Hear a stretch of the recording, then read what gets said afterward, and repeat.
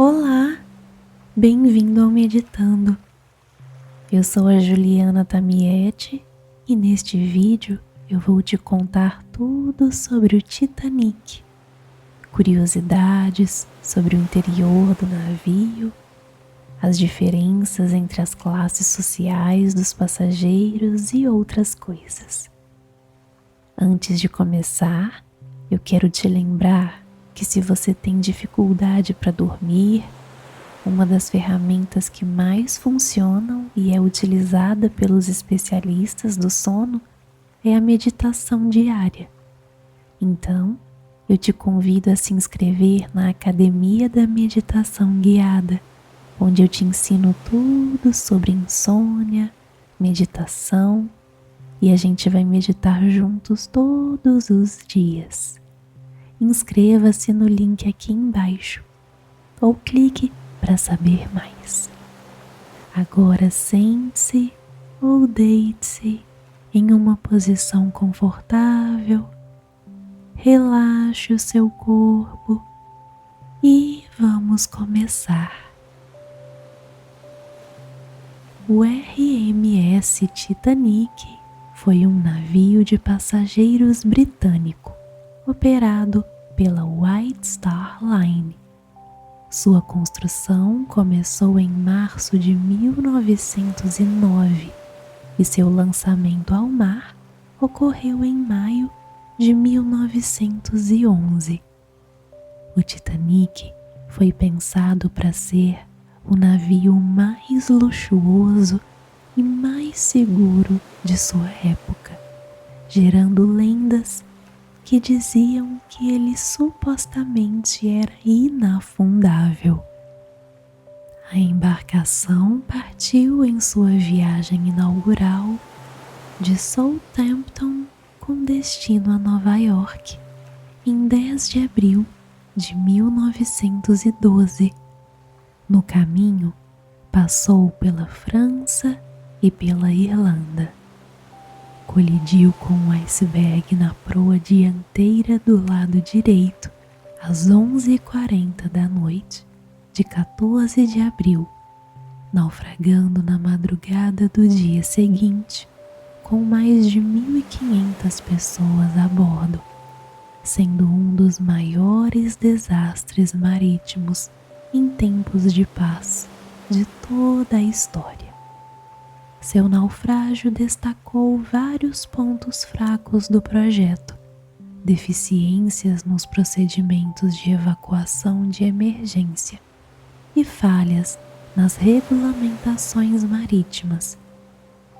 Comissões de inquérito foram instauradas nos Estados Unidos e no Reino Unido, acarretando mudanças nas leis internacionais de navegação que permanecem em vigor mais de um século depois. O Titanic tinha 269 metros de comprimento, 28 metros de largura e 53 metros de altura. Ele operava com uma tripulação de 892 pessoas e podia transportar até 2.435 passageiros dispostos em 3 classes. Além disso, a embarcação também carregava correio e por isso recebeu o prefixo Royal Mail Ship, RMS. Ao todo, o Titanic custou 7,5 milhões de dólares em valores da época. O navio era dividido em 10 convéses, sendo o maior navio transatlântico construído até então. O convés mais alto era chamado de convés superior ou convés dos botes, e era onde ficavam os botes salva-vidas, alojamento dos oficiais e a ponte do comando.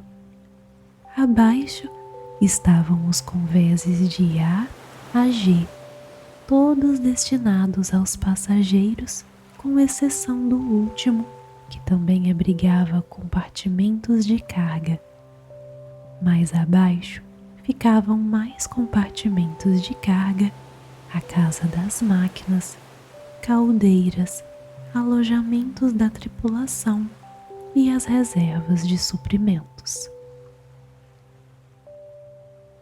Na parte frontal do convés dos botes ficava a ponte de comando, e atrás da ponte ficavam os alojamentos dos oficiais, que recebiam uma cabine proporcional à sua hierarquia. O capitão Edward Smith, como oficial comandante, ocupava uma suíte com escritório, casa de banho e até mesmo uma banheira.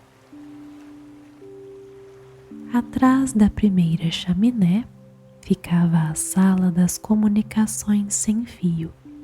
Os alojamentos dos foguistas e mecânicos ficavam localizados na extremidade da proa e eles acessavam seus locais de trabalho através de uma escada em espiral e um longo corredor.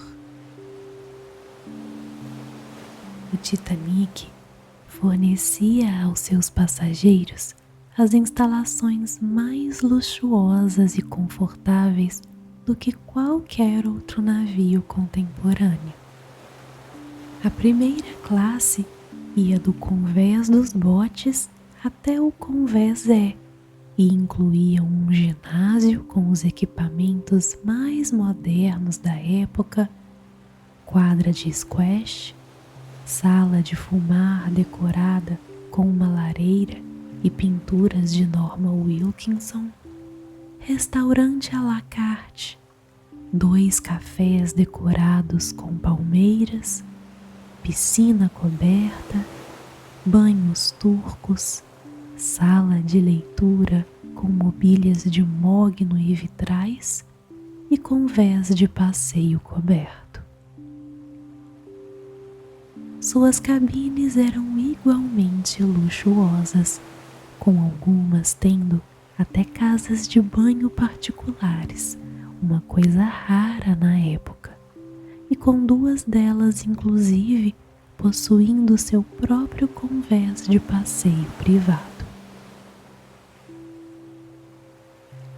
Conectando todas as cabines e instalações estavam 2 grandes escadarias, que eram cobertas por uma enorme cúpula de vidro. A escadaria dianteira era adornada por um relógio entalhado, chamado de Honra e Glória coroando o tempo, e era servida também por 3 elevadores, que iam do convés A ao E. No convés D, a grande escadaria dava para uma enorme sala de jantar. Os passageiros de segunda classe desfrutavam de acomodações equivalentes à primeira classe de outras embarcações. Suas instalações ficavam na parte traseira do convés B até o G e incluíam uma escadaria com elevador, sala de fumar, biblioteca, sala de jantar e também seu próprio convés de passeio coberto. A primeira e segunda classe dividiam a mesma cozinha. A terceira classe também fornecia acomodações e instalações muito boas quando comparadas a outros navios, com cabines possuindo beliches para entre 4 a 8 pessoas e também pequenos dormitórios para homens solteiros. Ela também tinha sua própria sala de jantar e cozinha, com os passageiros tendo à sua disposição 2 áreas comuns e uma sala de fumar no convés da popa. o Titanic partiu em sua primeira e única viagem com 1.316 passageiros a bordo, 325 na primeira classe, 285 na segunda e 706 na terceira classe. Na primeira classe estavam os passageiros mais ricos do navio, dentre eles empresários, artistas, oficiais militares, políticos e outros. Em muitos casos, eles viajaram com várias malas de bagagem e um ou mais criados particulares. Dentre as personalidades da primeira classe, pode-se destacar Joseph Bruce Ismay, presidente da White Star Line, e Thomas Andrews, um dos engenheiros do navio. Ambos viajaram a fim de observar possíveis defeitos que poderiam ocorrer e melhorias que poderiam ser aplicadas no outro navio, Britannic. O passageiro mais rico a bordo era John Jacob Astor, um militar, escritor, inventor e empresário norte-americano que viajava junto de sua esposa Madeleine. Outros passageiros, detentores de grandes fortunas, incluíam Margaret Brown, Cosmo Duff Gordon, Archibald Gracie e o tenista Richard Norris Williams.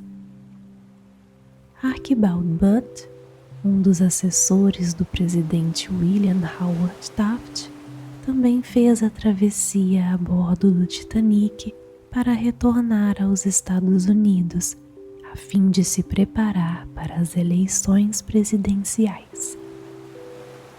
John Pierpont Morgan, banqueiro e empresário norte-americano, também deveria ter viajado no Titanic, porém desistiu de última hora para comemorar o aniversário de sua amante na França.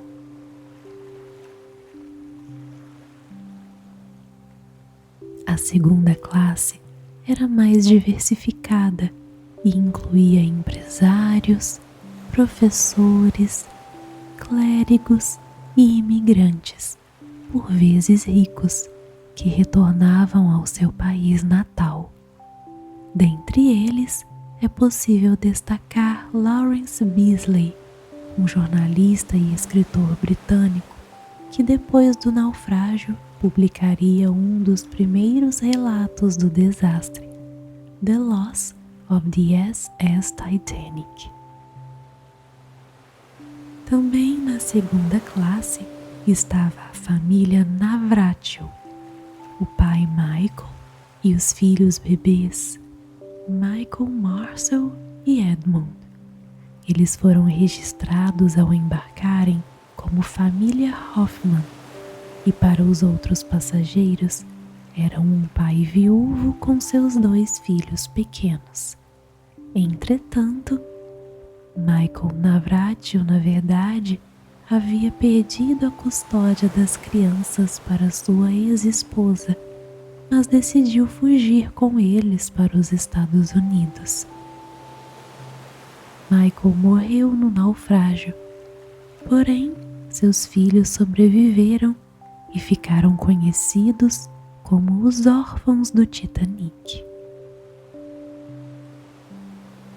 Por fim, a terceira classe era onde estavam os imigrantes, pessoas que muitas vezes viajavam em grandes grupos familiares de até 12 membros. Eles vinham de diferentes partes da Europa, como Escandinávia, leste europeu, Irlanda e até mesmo da Ásia.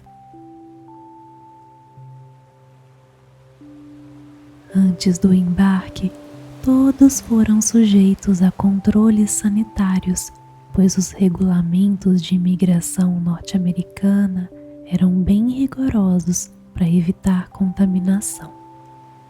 A terceira classe era a única a ser obrigada a passar por esses exames, também estando previsto que novas examinações fossem realizadas assim que chegassem a Nova York. Dentre as quase 900 pessoas que faziam parte da tripulação do Titanic, 66 pertenciam à tripulação de convés, oficiais, marinheiros, vigias e quartel-mestres. 325 eram mecânicos, carvoeiros, foguistas, graxeiros e especialistas. E por fim, 494 eram membros da equipe de atendimento, comissários, mordomos, cozinheiros, operadores de rádio, dentre outros. O comandante do navio era o capitão Edward Smith, extremamente popular entre os passageiros da primeira classe. Henry Wilde, de última hora, chegou para ser o oficial-chefe e o segundo no comando do Titanic. Além deles, também estavam a bordo o segundo, terceiro, quarto, quinto e sexto oficiais, que eram os encarregados de comandar a tripulação do convés e garantir o andamento e bom funcionamento de toda a embarcação. A equipe de mecânicos trabalhava nas entranhas do navio. Eram os responsáveis por cuidar da sala de máquinas e manter o Titanic em funcionamento. As 29 caldeiras eram alimentadas por 300 foguistas que atuavam em condições terríveis. Pouquíssimos membros da equipe sobreviveram ao naufrágio. Por fim, a equipe de atendimento era bem mais diversa e a que realizava o trabalho mais comum. A maioria eram comissários acompanhados por alguns recepcionistas, porém também incluía os cozinheiros. Suas funções eram de cuidar das cabines e instalações do navio, além de atender os passageiros. O Titanic também empregava uma orquestra formada por um trio e um quinteto liderado pelo violinista Wallace Hartley.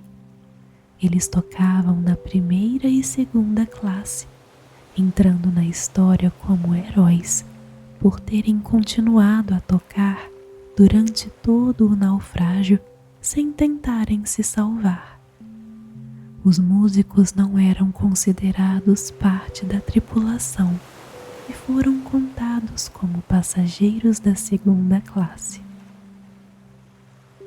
O Titanic já havia percorrido mais de 3.600 quilômetros por volta da noite de 14 de abril. Dentre os avisos de gelo recebidos durante o dia, estava um do SS Califórnia. Às 10h55 da noite, o Califórnia enviou um outro aviso para todos os navios próximos, inclusive para o Titanic. Porém, Jack Phillips interrompeu o operador da outra embarcação e o mandou calar a boca para que pudesse continuar enviando mensagens dos passageiros para o continente. Logo depois disso, o operador de rádio do Califórnia desligou seus equipamentos e foi dormir, já que não era costume manter os operadores trabalhando durante a noite. Por volta das 11h30, o Titanic estava viajando a pouco mais de 41 km por hora, com a maioria dos passageiros já estando dormindo ou retirados em suas cabines.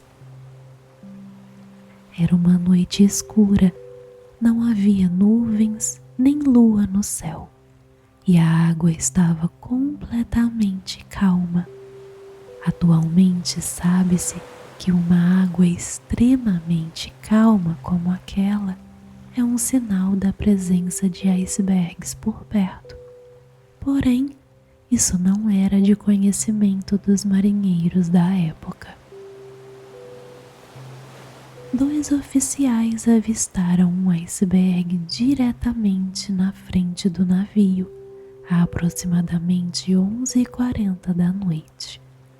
Fleet tocou o sino de alerta 3 vezes e telefonou para a ponte, informando Moody sobre o gelo.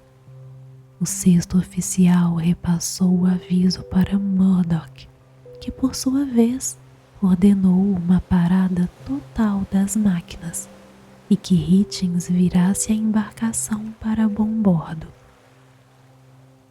Houve um atraso antes que quaisquer uma das ordens pudessem entrar em efeito. O mecanismo de manobra demorava até 30 segundos para mover o leme do Titanic, enquanto parar os motores também era uma tarefa que precisava de muito tempo para poder ser realizada. O Titanic começou a virar quase 40 segundos depois, mas não foi suficiente.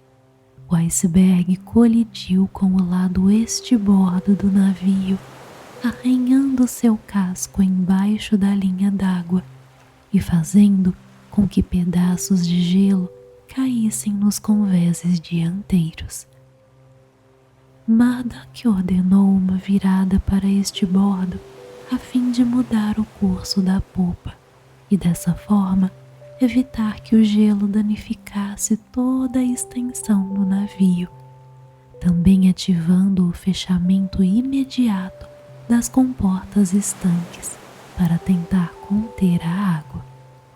Smith estava em sua cabine no momento da colisão, porém sentiu a vibração do navio e foi para a ponte, onde Murdoch lhe informou sobre o ocorrido.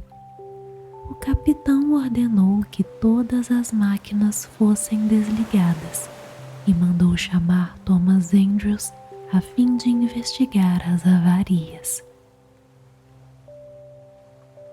O Titanic já estava começando a inclinar apenas minutos depois da colisão. Smith e Andrews foram para os convéses inferiores investigar os danos, descobrindo que os depósitos de carga, sala dos correios e quadra de squash já estavam inundadas, enquanto a sala das caldeiras número 6 já tinha mais de 4 metros de água e a sala número 5 também já estava começando a ser inundada. Estima-se que aproximadamente 7 toneladas de água estavam entrando no navio por segundo, 15 vezes mais do que as bombas eram capazes de expelir. Em apenas 45 minutos, mais de 13.000 toneladas de água já tinham entrado na embarcação. Andrews logo percebeu que o Titanic estava condenado. Ele e Smith voltaram para a ponte, onde o engenheiro informou aos oficiais sobre a situação. Aconselhou o lançamento imediato dos botes salva-vidas e estimou que o navio afundaria em pouco mais de 1 hora. Acima da linha d'água havia pouquíssimos sinais da colisão. Os comissários no salão de jantar da primeira classe haviam sentido um tremor que eles pensaram ter sido causado pela quebra de uma das lâminas das hélices. Muitos passageiros da primeira e segunda classe sentiram uma batida ou tremor, porém não sabiam do que se tratava. Aqueles nos convéses inferiores, principalmente tripulantes e passageiros da terceira classe, perto do local da colisão, sentiram o impacto da batida bem mais diretamente. À 00:05, já do dia 15, Smith deu ordem para que os botes fossem preparados e os passageiros acordados. Ele ordenou que começassem a enviar pedidos de socorro que erroneamente direcionaram os navios de resgate para uma posição 21 quilômetros distante de onde o Titanic realmente estava. Os comissários de bordo logo foram bater de porta em porta, chamando os passageiros e pedindo para que eles fossem para o convés dos botes. O tratamento recebido dependia da posição social. Os comissários da primeira classe cuidavam cada um de apenas algumas cabines. Então, eles podiam ajudar os passageiros a se vestirem e irem para o convés, enquanto os comissários da segunda e terceira classe tinham de percorrer várias cabines rapidamente, rudemente acordar os passageiros e mandá-los colocarem coletes salva-vidas.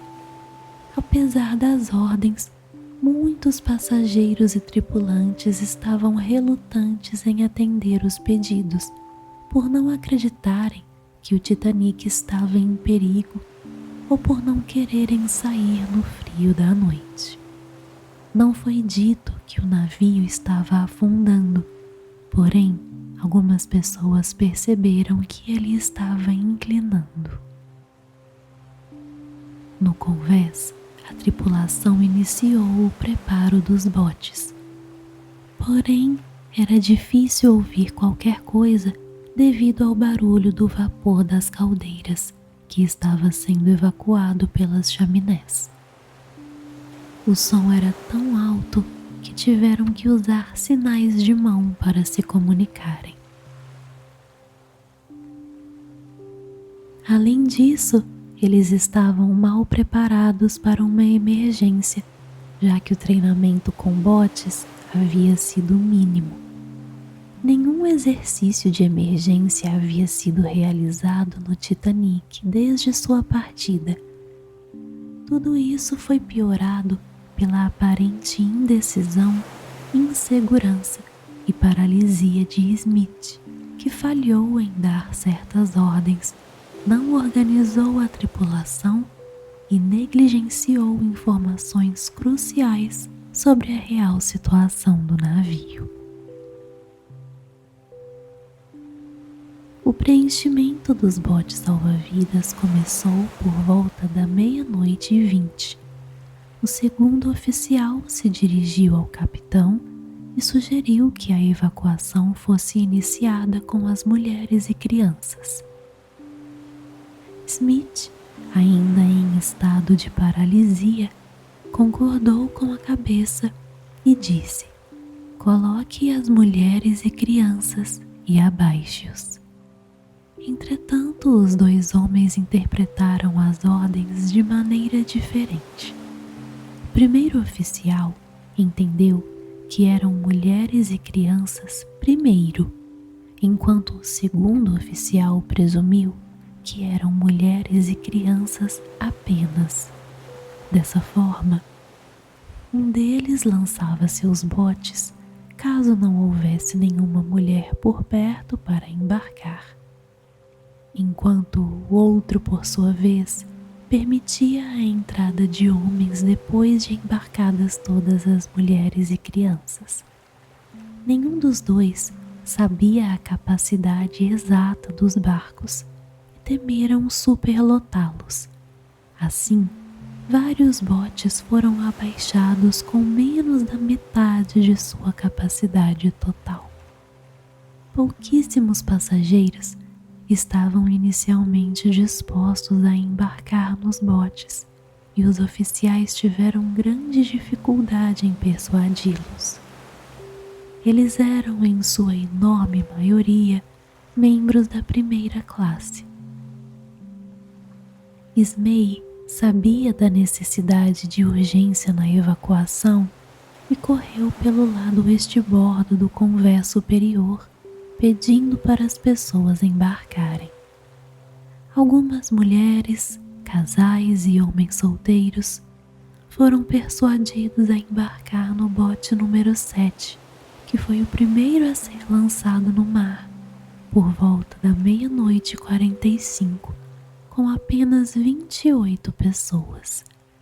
Nos convéses inferiores, a situação era bem mais alarmante. Os tripulantes das salas das caldeiras 5 e 6 estavam lutando por suas vidas, enquanto ao mesmo tempo tentavam impedir que o vapor das caldeiras não entrasse em contato com a água congelante do oceano, algo que poderia ocasionar uma explosão. Mas para a popa, o engenheiro-chefe, Bell, e seus colegas continuaram trabalhando nos geradores elétricos do navio a fim de manter as luzes e o rádio funcionando. Eles aparentemente permaneceram em seus postos até o fim, garantindo que o Titanic permanecesse iluminado até os minutos finais. No convés superior, o lançamento dos botes continuou, com o de número 6, à 00:55, também com apenas 28 pessoas. Os barcos continuaram a serem abaixados em intervalos de alguns minutos em ambos os lados, porém, a grande maioria estava sem lotação total. O bote número 1 foi com apenas 12 de uma capacidade total de 40. A evacuação não ocorreu calmamente e alguns passageiros se feriram. A descida dos botes também era perigosa, com o número 6 quase sendo inundado por água que saía do navio e o número 3 tendo seus turcos emperrados.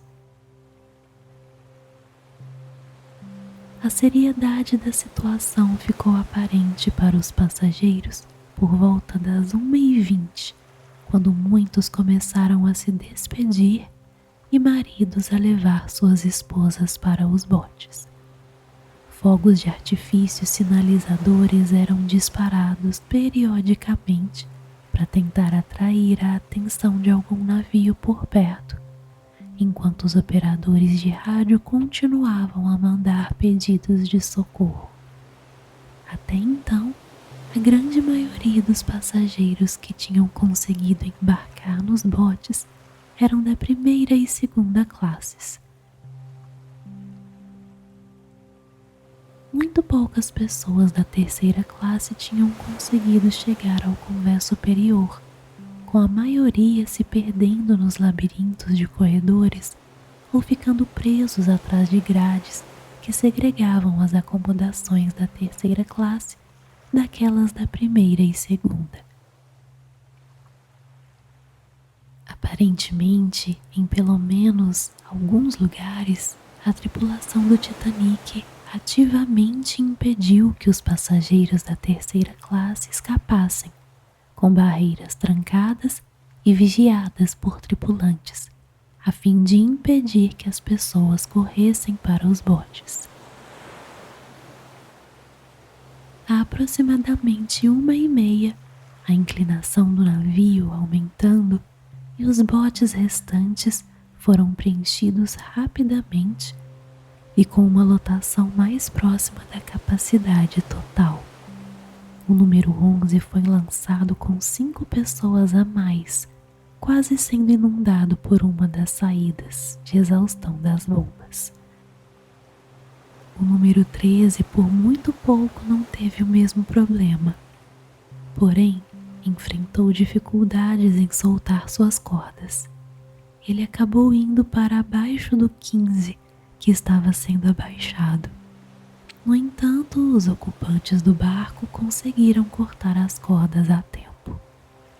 O pânico já estava se alastrando entre os passageiros, com o quinto oficial Louis sendo forçado a disparar seu revólver no ar para impedir que pessoas pulassem em seu bote, o número 14. O último barco lançado com sucesso foi o desmontável D, às 2h05, com apenas 20 pessoas a bordo, com mais 2 pulando nele enquanto estava sendo abaixado. A água já havia alcançado o convés dos botes e o castelo da proa estava totalmente submerso. Smith fez uma última inspeção pelo convés, liberou Bride e Phillips de suas funções e anunciou para a tripulação que agora é cada homem por si. O Titanic finalmente afundou por completo, aproximadamente às 2h20, 2 horas e 40 minutos depois da colisão. Imediatamente, centenas de passageiros e tripulantes foram deixados no mar congelante, cercados por destroços que se tinham desprendido do navio e passaram a ser usados como boias. Algumas das pessoas morreram quase instantaneamente de um infarto agudo do miocárdio, causado pelo repentino estresse no sistema cardiovascular. Outros progrediram pelos sintomas clássicos de hipotermia. Primeiro, tremores extremos pelo corpo, seguido pela diminuição e enfraquecimento dos batimentos cardíacos, até a perda de consciência e, por fim, a morte. Aqueles nos botes ficaram horrorizados pelos sons das pessoas gritando e pedindo ajuda. O terceiro oficial, no bote número 5 mais tarde, afirmaria que os gritos o traumatizaram pelo restante da vida. Muitos ocupantes debateram se deveriam voltar e resgatar os náufragos. Alguns botes que estavam perto do navio na hora do naufrágio conseguiram pegar algumas pessoas, como o número 4 e o desmontável D. Em todos os outros, os sobreviventes decidiram contra o retorno, provavelmente pelo medo de que os náufragos emborcassem os barcos. O único a voltar foi o número 14, do quinto oficial Louis, que transferiu os ocupantes de seu bote para outros 2 e partiu em busca de sobreviventes, eventualmente resgatando 5 pessoas que tinham conseguido permanecer fora da água congelante. Depois disso, havia muito pouco o que os sobreviventes pudessem fazer, além de esperar pelo resgate. O ar estava frio e muitos barcos tinham feito água. Os ocupantes não encontraram comida ou bebidas nos botes, com a maioria não tendo nenhuma fonte de luz. A situação era particularmente ruim no desmontável B, que havia emborcado e estava flutuando com mais de 30 pessoas em cima. Os sobreviventes do Titanic finalmente foram resgatados a partir das 4 da manhã do dia 15 de abril pelo Carpathia, que havia corrido durante a noite em máxima velocidade e a um risco considerável, já que ele teve que desviar de vários icebergs no caminho. O número exato de mortos no naufrágio é incerto, devido a vários fatores, como confusão sobre a lista de passageiros, que incluía nomes de pessoas que cancelaram a viagem no último momento, e o fato de alguns passageiros terem embarcado sob pseudônimos. O número mais aceito é aquele da Junta Comercial Britânica, 1514 mortos.